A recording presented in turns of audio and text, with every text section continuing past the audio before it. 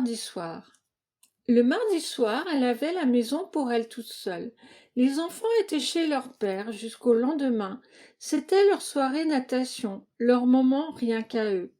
Et Pete était à son club de tennis.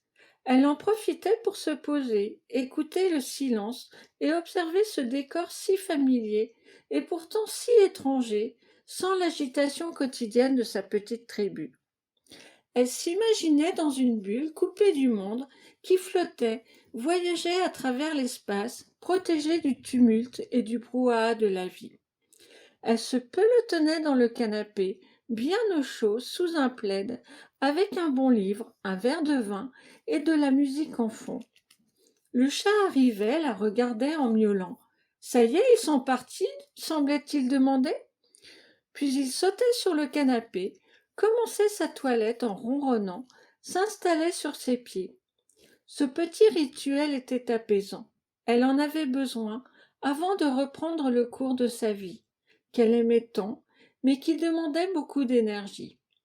C'était son moment rien qu'à elle, où elle pouvait être égoïste, faire ce qu'elle voulait, le reste pouvait attendre quelques heures. Chaque mardi soir, elle se retirait du monde pour faire une halte.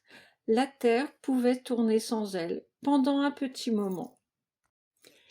Mais ce mardi soir-là n'était pas tout à fait comme les autres.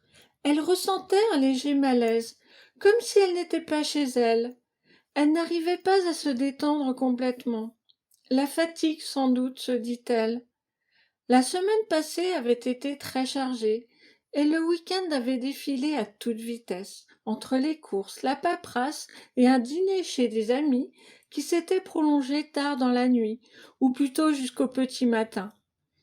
Elle sortit sur la terrasse, sur laquelle donnaient le séjour et la cuisine, pour s'aérer un peu. L'air était encore doux en cette fin d'été. Elle resta un moment les yeux fermés, le nez au vent, le chat ronronnant dans ses jambes. Puis elle regarda à nouveau la ville qui s'étendait à ses pieds. Cette vue était toujours aussi magique. C'était l'une des raisons qui les avait fait choisir cet appartement. Un gros coup de cœur dès la première visite, qui s'était confirmé à la suivante.